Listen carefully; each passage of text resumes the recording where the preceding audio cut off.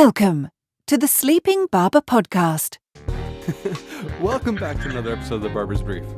Coming to you live from Calgary, or like I keep saying, it's always recorded. It's never live. But anyway, I'm V. He's Mark. Hey V. And Good hello, morning, my guest. Nice of you to join us this morning. Yeah, thanks for keeping us in your ears, right? I love that line. Let's do that. Yeah. Big news today, V, or yesterday, was the eclipse. So yeah, that's right. Little timestamp on that. That was a fun moment. I avoided the sun. Me too. I didn't look at it at all. Nope. I actually was sitting in my basement all day. So Me too. But I did watch a lot of it. I watched the live stream on NASA. That was kind of cool. That was pretty cool. That was pretty cool. Yeah, it is really one neat. of those like natural phenomenons. It's pretty incredible. Totally. I take it back and Yeah. really think about it. So Yeah, like the darkness bit is just the shadow. yeah, I was like, What? oh, that makes so much sense. makes way more sense now. Way more sense.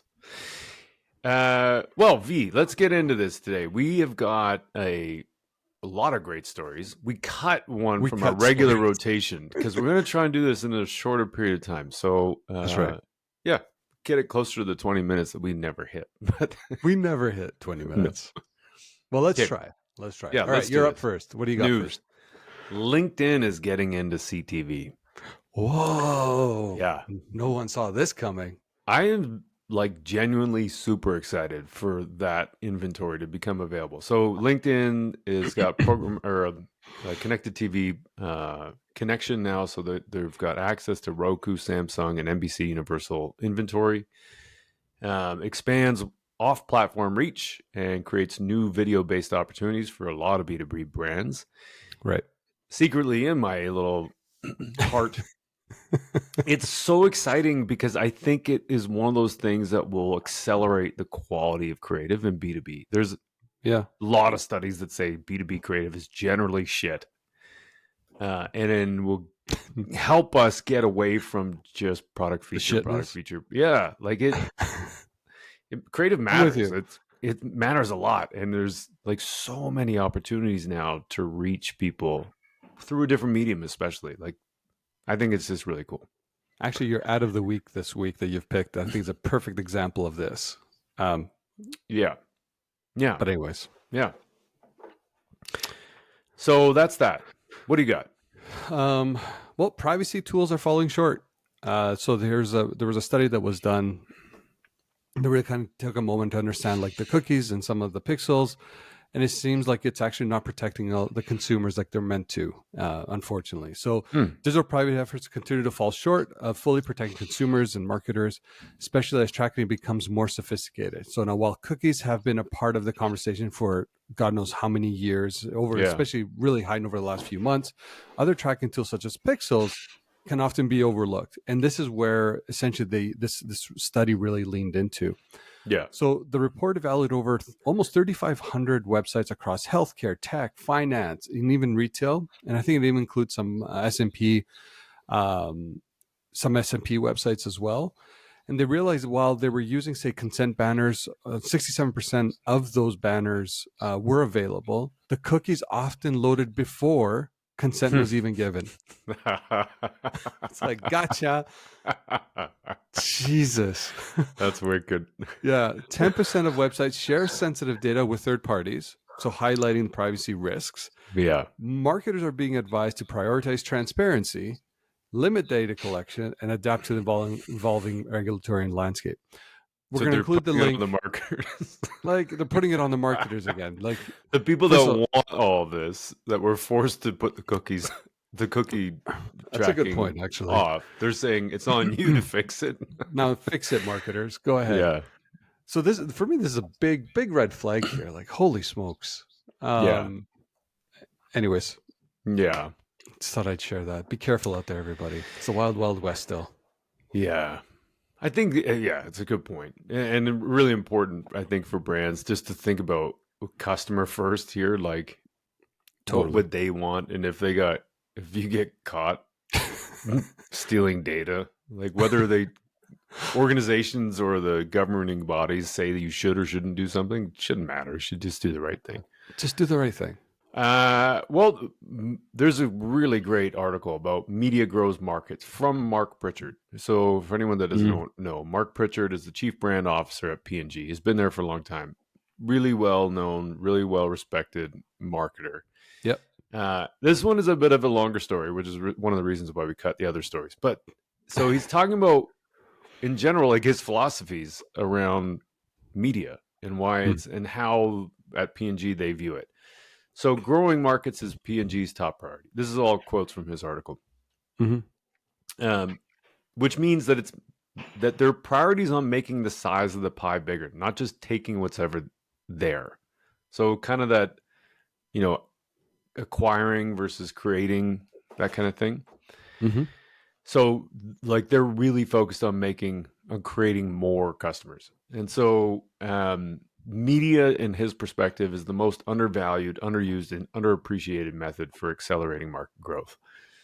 Often it's cut because it's done wrong and people are considering, we've had this conversation, CFOs consider expense. So his 4 tips on doing it right is, number 1, in priority sequence, reach as many people as you can. So Bounty and Tide reach about 85 to 90% of households. Some of their brands have less than 50% reach. So they're targeting, like they're spending a lot of time trying to figure out how to grow their reach with those markets. So one of the interesting things they talked about was measuring the demographic reach or segments, not just demographics, but they're looking at their reach by segment. Right. And a big one was on race, like using multicultural media channels to make sure they're reaching the right people. So whether it's, I don't know, Hispanic or Asian or Caucasian or African American or whatever the thing is, they're looking at audiences that way and looking at their reach with those audiences. So that's really important. Number 2, effectiveness. So looking at not the things that are the channels that are telling you which is effective, like your impressions, your view through rates, engagement, followers. He's like, forget that. What we're looking for is proving effectiveness with sales results. So with Downey, they developed and ran 3 different campaigns in 3 different markets at the same reach level to see which delivered the best results. And then there's a winner out of that. And then they use that nationally. So it's a lot like incrementality, what we talked about with Admonish. Then there's efficiency. So this isn't about CPMs or CPCs or CTRs. This is about growing sales among people they reached at a cost that generates a profitable return. And so there's questions that even that statement is really interesting to think about some more. I won't go into it a lot, but talked about the promise of programmatic. He's like, yeah, there's a lot of great things there, but there's also a lot of hidden supply chain costs. Totally. And so the lack of transparency is really troubling and concerning. So there's, balancing that efficiency that is promised versus like the transparency of the channel is important. And one of the tips he had on improving efficiency is avoid excess frequency. I love this. Yeah. And then the 4th tip is just integrating those 3 things. And so the better the integration between reaching more customers, delivering a more effective creative, and improving efficiency is really important. And so one of the ways they've done this is bringing media in-house. Not necessarily for everyone, but it's just one of those things that we've talked about too in the past about in-house versus out-of-house and when is the right time to do that kind of stuff. All right, just quickly on this. What I love most about this is you don't see anywhere personalization. Yeah. Like, and I think that for me it's a huge tell in the shift that we should be doing. I know, however, internally in a lot of organizations, they're still looking about like, how do you get personalized, right content, the right time, right consumer, etc. It's like, that's just a fool's errand. Like, totally. Don't overcomplicate it. Maximize your reach, minimize your frequency, and just go after those that are basically, what I'm getting from this is showing you more profitability. Yeah. We end our shows with go chase profitability. We do that for a reason. Yeah. Yeah. And actually, we should probably talk about that at some point and bring some on. We probably should. Mass personalization. Because, Yeah, I think it's misinterpreted, and it's Yep. probably, yeah. To your point, we should talk about it. Yeah. What else you got? So just quickly, this one really resonated with me just because of our conversation with Dr. Ari a few episodes back right now. But Coca-Cola is heading to the Marvel universe for a new spot and packaging campaign. So this was first kind of brought by Marketing Dive, but they're creating a scannable Coca-Cola and Coca-Cola Zero packaging, which will feature more than 30 Marvel heroes and villains who come to life via augmented reality. Now, the campaign itself is going to span TV, cinema, video sharing platforms, digital, and out of home channels as well. Now, the collaboration will be available in over 50 countries and is led by agency GUT with support from WPP, OpenX, VML, Ogilvy, BCW, Momentum, and 4PO. So there's a lot of people involved in this campaign. If Everybody's you think getting involved. everyone's getting a slice of their cake here. It is 50 countries, so I do anticipate this is going to be quite large. GUT is I think that Toronto-based agency. Yeah, that is exactly. like knocking it out of the park. Yeah, they're crushing things. And there's also an extended spot that features Marvel characters helping deliver a bottle of Coke to a comic book store employee, which I sat and watched. I'll add the video. It's actually really funny. It's really well done. But what my biggest takeaways here is how they're rethinking about their packaging and how they're making a more immersive experience for the consumer. So the whole idea about physical availability, I think is a great call out here. Yeah. It's interesting. Like we've had, because of COVID, the whole QR experience really accelerated that crazy physical click-through experience, right? Even parking. Totally. I go to this grocery store, and to pay for parking, it's a click-through experience through a QR code. Yeah. So it kind of changes a lot when you think about the mediums that you have available. Packaging is also something we should probably talk about at some point soon, because that's such an interesting medium. Actually, that's a great point. I might have somebody, but yeah, if you're very interested and very knowledgeable in this field, let us know. Yeah. Okay, well, V, you've got also a marketing moment. Yeah. So I was going through again the archives, so to speak. I'm trying to get one that really can touch a lot of different areas, and I totally forgot about this campaign, but it's still somewhat always top of mind. You would have remembered this. Old Spice, smell like a man. Oh, yeah, that was awesome. Such a great ad. Look at your man. Now look at me. Now back at your man. Now back to me. It was just such a really well done ad. I thought, like, hey, I wanted to invest some time and just kind of let's break it down a little bit. So some background around Old Spice. They had failed to successfully rebrand themselves in the late 90s, and they tried again in the early 2000s. And they were rapidly losing market share to, you would have, here in North America, the company's Axe. In other parts of the world, it's known as Lynx.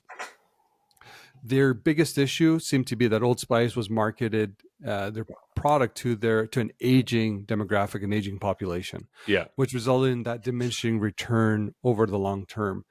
We would, I think all of us would remember Old Spice as being the fragrance for our dads, right? And I think that was their biggest eye-opening, I guess, to say, like, hey, we need to really change. So they enlisted the creative agency Wyden and Kennedy back in 2010, and they commissioned Isaiah Mustafa as kind of being the face of the product coming out for the body wash market.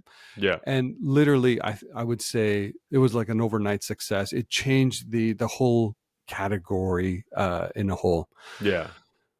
But the real insights come from the audience. And I think this is a really interesting takeaway here. So to completely rebrand Old Spice as a product for a younger audience, the marketing strategy found its major focus to actually on one key fact, that 60% of body wash purchases were made by women. Mm-hmm. Taking that insight now essentially is they approach the campaign in a lot different. So instead of focusing on men for their target audience, both Wyden and Kennedy switched things up. I made their target market, young females, the major focus of the campaign. Now, the reality is there's no point in really trying to sell to consumers if you don't know what it is that makes them tick, or makes, what is that subtlety that you need to make sure that you're leaning into. In this case, they wanted to make sure that they're targeting those that are actually buying the product for the individuals themselves. So it was really different in terms of like the approach, because typically you would just have you want to sell razors, you're selling it, you're showcasing men, and you're really trying to reaffirm that, hey, this is the razor you should buy. I think as men, maybe we don't think about, it sounds bad, but like we're just going to use whatever's in the shower and just going to walk out. Like that's just what we do. Yeah. Right. That's my shampoo and body wash, is just whatever's there. That's where we cue the ladies. And my shaving cream. All of it's the same thing. It's all the same. It's all the same. So that was the insight that they leaned into. They were targeting the wrong con. The shift was the key to success. So the campaign featured Isaiah Mustafa in short, rapid fire monologues, emphasizing anything is possible for your man smells like with Old Spice. So the results, Old Spice quickly rose to become top men body wash in the USA. It had over 300% increase in website traffic. Sales of Old Spice had doubled by July of the same year, which is incredible. It earned over 1.2 billion media impressions. And there was even, I didn't even know this actually, but there's a full-blown Sesame Street parody with this as well. Of course, it'd be remiss not to highlight that they won so many awards, but some to call out here is like the Cannes Lion Film Grand Prix and an Emmy for Outstanding Commercial. And for me, the going through this, the big takeaway is, you have to make sure you're still doing the research and understanding the nuances of your audiences and trying to find the intricacies that could lend itself to key insights that could reposition a whole campaign. The market changes. So what works today will not work in a few years. So make sure that you're constantly adapting to that, and make sure that you're still maintaining a level of authenticity. Stay true to yourself, who you are as an organization, potentially a brand, and whatnot. So yeah, that was the case study that I wanted to highlight. Yeah, that's a cool one. I remember when that came out, like I was just getting into social at that point. And there's so much. There was one specific thing that they did too that's around that same time, where they had him in a shower answering questions live to people that were posting on Twitter. So like there's so many ways to extend that campaign. And then even in the subsequent years, they brought it back, and then they had Terry Crews that was a part of it, and they've had other similar things. Yeah. So there's legs and longevity to that too. Yeah, that's a great one. Yeah, it was so well done. Yeah, I like that one. Okay, audience Q&A. So I had a conversation with a few different people last week. And so there's one guy named Dan Olesen. Hey, Dan. Who asked a really interesting question, where he was talking about, as part of his role, he's building on-the-job training, like apprenticeship-style learning things. Okay. So he was asking a bunch of us, if you were to, rather than reading books and telling people to do tests and that kind of stuff, what are some of the things that you would train people with, or train people on, and skills that need to learn to become effective marketers? And maybe it may be different, but learn marketing effectiveness. Okay. Please read books. Like it's good for you. But I understand the question. The question. So, just quickly for me, like I think things like understanding a media plan, assessing a media plan would be like really important for a marketer to know. It is a skill set that you just need to, you get more comfortable doing the more that you see and understanding, but I would say that'd be one area. So if you're creating on the job training, I would add media planning as a part of that. Yeah. You want me to keep going, or you want to go one for one? Okay, let's do one for one. So one I was thinking about was the brief, like having the ability to write a good brief. Yeah. You learn a lot about a lot of other things by just doing that as well. Like as an example, strategy, target segments, all that kind of stuff. So, and then communication is a component of that. And so you learn some of those skills. So to me, that's like kind of agreed Trojan horse in a way. Yeah. No, it's a great one. I would say then analytics. Yeah. Is a big one for us as well. So just off the heels of like media planning, where you're looking at, it's not really analytics in that context, but then really being able to understand like website visits, understand like what your media is actually driving, how you interpret success, So I would say analytics would be another area that I'd be focusing on the job training platform for. Yeah. The other one that I would say it's related to analytics is creating a graph. Yeah. There's so many numbers that are out there, and there's so many ways to show stories with numbers. Yeah. But coming back to, like, we had that conversation with Grace Kite recently, where she, talked about stats, and we talked a lot about stats, but the way you present stats matters a lot. And so having a way that you can have somebody read the chart, and then they go, oh yeah, that's killer, I totally get that. Makes sense. Yeah. Without having, like, this, the simpler it is, the better it is, I think. 100%. If you're trying to help somebody understand it, you've already lost. Less is more. Always. The last one I would highlight is just off the heels of what you just said, for me, would just be presentation and storytelling in totality. Yeah. It's probably one of the most important assets that you need to have as a marketer, especially when you're trying to sell something to the business, or an idea, a campaign. So your ability to really stitch that together, or even like post-campaign postmortems would be a part of that as well. So your ability to storytell, present, etc., it would be another area that I would also be focusing on. And another thing, we're just going to go on forever, aren't we? But even at that, I was just thinking about presentations and storytelling is really good. And I think to be able to explain to people how marketing actually works is a great video from Les Binet on that. To me, is really important, because everybody's got an opinion about how marketing works, because everybody's seen an ad. That's true. And I don't know that everybody has the same background and knowledge and insight as to how marketing works. So if you had a compelling story, like 3 to 5 minute spiel on how advertising works, that could probably be repeated over and over and over again in almost every meeting. And that would be super helpful to help set expectations on what advertising marketing actually does and how you measure its impact. And one more. No, just quickly, I think there's an ability to build resilience and thick skin.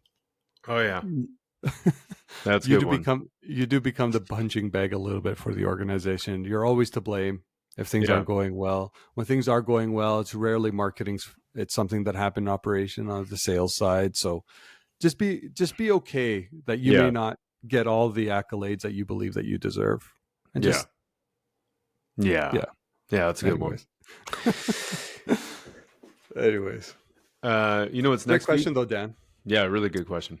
My favorite out of the week. Oh, we almost did at the same time. So this one also stole from Mark Pritchard in his post. He put up this the winning ad for the Downy campaign that he talked about. Okay. So there's this one video that he put up from Downy fabric softener called More Than Laundry. And so it's funny having to try and explain this, but it's I'm just waiting for you to do this. So yeah. So the concept of the campaign is in the title.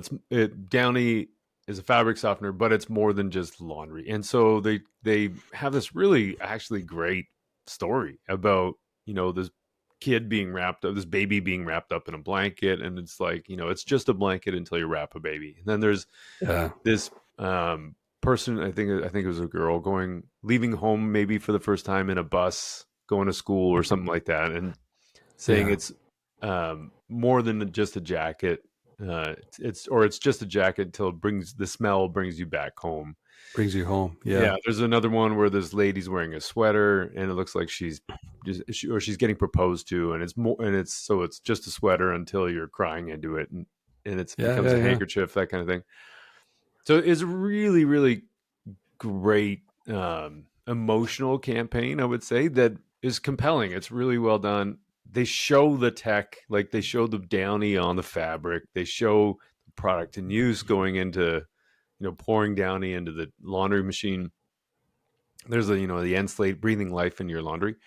but it's not about the tech. You know what I mean? It's not about Totally. it's not the features and benefits. It's about the things that you get out of it. Totally. Which to me is really powerful because, you know, when you're talking about reach and you're talking about personalization, those are all things that are going to reach as a lot of people and are really personalized because we've all been through those kinds of experiences. Even though it's one ad that has this generic message, it's the same message that unites us. That's the thing to me that is why I think personalization is so cool. And it can be applied to B2B and B2C. And we've talked about this before with that one campaign from Pfizer about defeating cancer. Yeah. Like, it's not about the science and all that kind of stuff. It's about what the science gets you and what the vision is.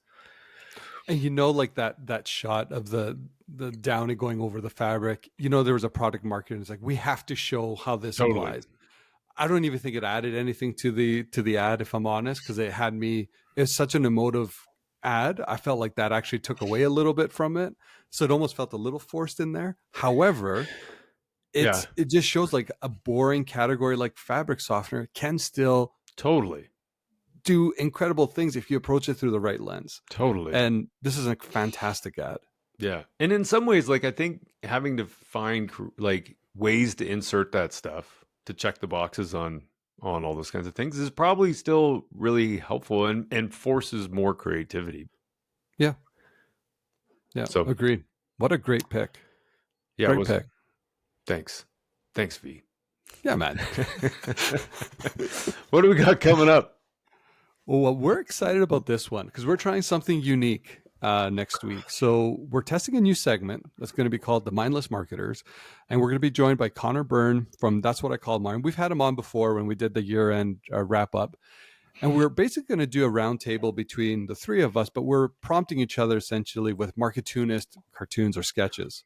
Mm-hmm. And then we just quickly debate them and talk about them. Obviously, this is going to be a segment that's going to evolve over time, but we really wanted to take a different spin on some of the everyday challenges that we experience as marketers, but try to do it in a fun way, being prompted again by the marketoonist cartoons. So really excited to air that next week. Hope everyone enjoys it. We had a lot of fun doing it. Yeah, it was great. And Connor's awesome. If you haven't heard him, his podcast, that's what I call marketing, is great. Yeah, it was so much fun. Totally. Yeah. It was nice because you didn't have to prepare for it. Well, we had to pick the cartoons. Yeah, okay. It wasn't without any kind of prep, but fair. It wasn't a lot of deep research. It wasn't deep research, and I appreciated that. Yeah. Awesome. All right, V. Well, yeah, this was great. We did it. I think we're under 20. We're under 30 minutes. We're under 30 minutes. Yeah. So we'll keep the post amble a little bit short. But yeah, no, this is exciting. Look at that. I know. Felt more like rapid fire. Really fast paced. Really high energy. Loved your energy today. High energy. I love it, buddy. So what are we doing? We're gonna go chase profitability. That's all we do. That's it. That's all we do. And until next time, B. You have yourself an incredible week, my friend. You too. Take it easy. Ciao. Bye-bye.